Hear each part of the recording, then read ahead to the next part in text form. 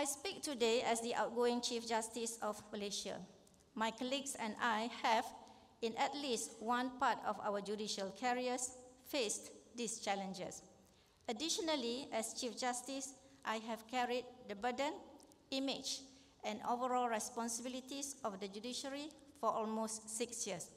And what a task it has been, one that I do not envy the next person who should carry it. As Chief Justice, I have been criticized, vilified, been labeled an Islamic or an enemy of Islam.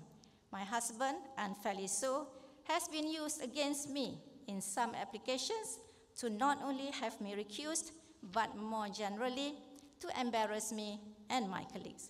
None of them have or ever will pass the test of my conscience, and praise be to Allah, I have not once lost sleep over these comments. As mentioned earlier, Parliament and the state legislatures are the creations of the Constitution, and their powers of legislation are circumscribed by the 9th schedule. Apart from what is contained in the concurrent list, the Constitution is more than clear that absent certain circumstances that were inapplicable in those cases, Parliament or state legislature cannot make laws on matters that fall within the purview of the other. In all those decided cases, the simple and straightforward question was whether the state legislatures in those cases were empowered to make certain criminal laws. It was found, as has always been the case, that only Parliament can make criminal laws of a general nature to be applied to all citizens. The states in those cases justified those laws on the ground that they only made those laws in respect of Muslims in those states. Upon an analysis of the pith and substance of those laws, the Federal Court agreed in all those cases that the laws in question, not all in Nick Allen, were not only applicable to Muslims in principle, but pertained to general criminal laws.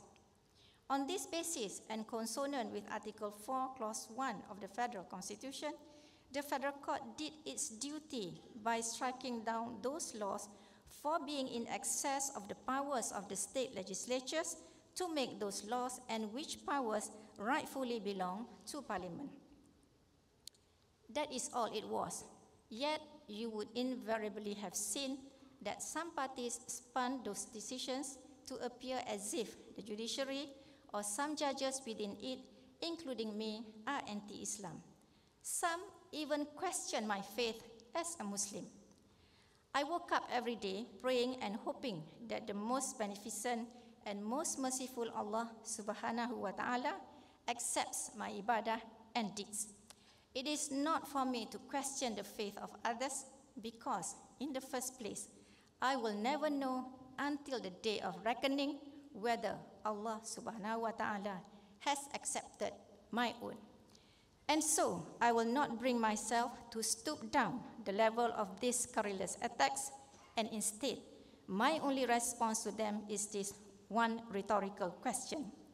For those of you who have the time to question the faith of others, are you confident enough that Allah, as the sole judge, has accepted your own ibadah and deeds, such that you have now been ordained the standing to question mine and of others? I stand firmly by what it is I do as a judge and Chief Justice, and I will continue to believe in what is right. The spin doctors, naysayers, and critics can say what they will and turn something noble into a purported vilification of Islam. But in the end, I hold dearly to the dictates of Allah as per the Holy Quran.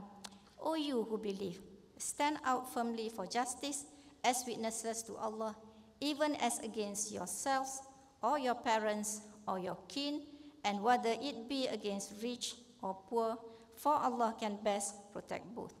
Follow not the lusts of your hearts, lest you swerve, and if you distort justice or decline to do justice, verily Allah is well acquainted with all that you do. Chapter 4, verse 135.